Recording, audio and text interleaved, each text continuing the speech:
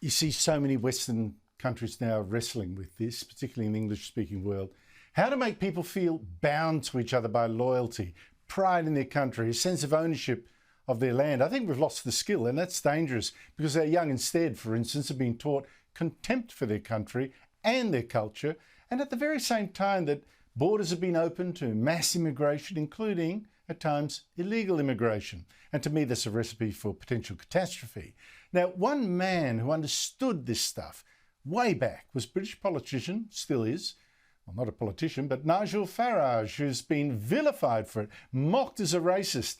But he did have the last laugh as a member of the European Parliament when Britain finally did do what it worked for and left the European Union. When I came here 17 years ago and I said that I wanted to lead a campaign to get Britain to leave the European Union, you all laughed at me. Well, I have to say, you're not laughing now, are you? But while Britain did get Brexit, it still hasn't controlled its borders. In France, in towns like Dunkirk, you've got so many immigrants, thousands and thousands from Albania, the Middle East, North Africa, mostly young men. They're waiting to jump into boats to get to Britain. Anywhere from a few dozen people a day to nearly 1,300 just last Monday, a record with no end in sight. And they come to a country which, like ours, teaches even its young that it's got a shameful past. Joining me from London, where he's host of his own TV show on GB News, is Nigel Farage, who's about to do a speaking tour of Australia. Nigel, thank you so much for your time. You did win the battle of Brexit, but Britain is still losing the battle for its borders. Why do you think that is? Yes, Andrew, it's very, very depressing because one of the major parts of that debate was about taking back border control. And it didn't just lead to Brexit, it also gave Boris Johnson a whopping majority in 2019, the biggest majority any Conservative government since Margaret Thatcher. And yet, we didn't complete Brexit totally. We're still part of something called the European Convention on Human Rights, who've got their own court in Strasbourg. And whenever we try and deport anyone that's come here illegally, that court says, no, no, no, you can't do that. So Brexit needs to be fully completed. And as a result of this, the opinion polls are showing that the Conservative Party is headed for wipeout at the next election unless they can muster up what I would call their Tony Abbott moment. And Boris Johnson showed no signs of doing it. Well, I mean, I say that because, Tony Abbott did it, for goodness sake. And if you remember... He did. Yeah, and he was condemned by the United Nations, the European Union, this terrible, horrible little Australian man. How dare he do? But it worked. It stopped the boats from coming. So we're now at a very serious point with this because 50% of those that are coming now are Albanian. We had reports last week from Border Force of our own officials being attacked, of prison haircuts, prison tattoos, adding to Albanian gangs making life misery for huge numbers of Londoners and elsewhere already. So this is now becoming a very, very major crisis. If the Conservatives do not muster the courage to leave ECHR, to fully get us out of Europe, then they will get smashed at the next election. But Nigel Farage, not all the immigrants, of course, are criminals or come from jails or anything like that. Some are, and that would be, everyone would agree that's a problem. What's your concern on the wider issue of just letting so many, predominantly young men from very different cultures, quite a number of them, come in this unregulated way into Britain, beyond the obvious concern that some would be criminals? Okay, since 2002, the British population has risen by 8 million. 8 million.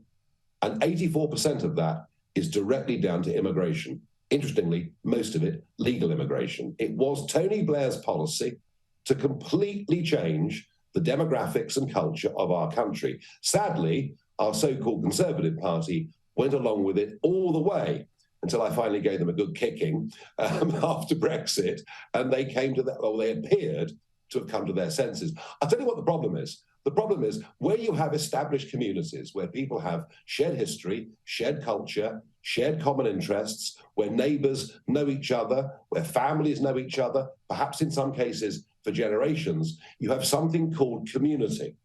And when people live in a community, they tend to do their utmost to make sure that community is clean, safe, and that any crime gets reported to the police and cracked down on. When suddenly cities in our country fill up with, and it could be young men or families who come from different cultures, who don't speak the same language, with where there is no shared history, you get a total breakdown of all of those things. And if you speak to people now that live in Britain's cities, they don't even know their next door neighbours, let alone their name. And when you get that total breakdown of community, then people stop caring. People stop caring about the neighbourhood, about the streets. In fact, lots of people say, do you know what, let's leave, let's move, let's get out of the big city, let's move to the English countryside. And where you've got, in a way, of course you have to have a police force, but good communities are self-reinforcing. But I promise you, in my village that I live in Kent, if we know someone's doing bad stuff, we will crack down upon that. We'll do a bit of it ourselves and we'll threaten them. Go on doing that and we'll call the police on you. And where that breaks down, society starts to disintegrate. And I'm afraid we've seen it in Britain's cities. And I have to tell you, as you said in your introduction, I was vilified as being the worst human being alive for daring to suggest all of this more than a decade ago. But I'm sad to say that in many ways I have been proved right. Well, you're being proved right in Holland at the moment. I know that for a fact. People there are also wrestling with this very issue. Donald Trump, Nigel, I'll tell you, I was a supporter, but I worry now that he's too obsessed with himself and his enemies. Ever since the FBI raided his home to take back secret documents that he removed from his office, I don't support that raid for a moment. But Trump is totally taking the attention off Joe Biden, who's now rising in the polls, along with the Democrat Party. If Trump had just, given back those documents when he was asked, he would have kept the attention on Biden's terrible performance. Instead, he's made it, and I wonder whether it's deliberately, all about him and the FBI and, suck the oxygen out of the room. Is it time that Republicans dump Trump and chose someone like Ron DeSantis, the Florida governor? Has he passed his use-by date? I understand what you're saying. It's always about Trump. He always dominates everything. He dominates every debate. I have to say, we don't know the truth about those documents, whether they were declassified or not. Knowing him as I do, the man is not an idiot. He really is not an idiot. I would say this. The more focus there is on Trump, the more chance he has to get his message out there. His message is that America's cities are rotting with drugs, with crime, with violence, with homelessness, and that he will be a modern-day Rudy Giuliani. Giuliani, the man that turned New York from being a dangerous city into one that was considerably safer than London. So there is a big, strong message out there. I would say this to you. To win the US presidential election, you've got to win from the Atlantic coast of Pennsylvania right through the Great Lakes, including Wisconsin. Other states like Arizona matter, of course they do. But here's my point. These are the areas of their former mining towns, their former steel towns. They are blue-collar America. Trump did well in appealing to the blue collar. You have to ask yourself, can Ron DeSantis from Florida, has he got the same appeal? That's a good, yeah.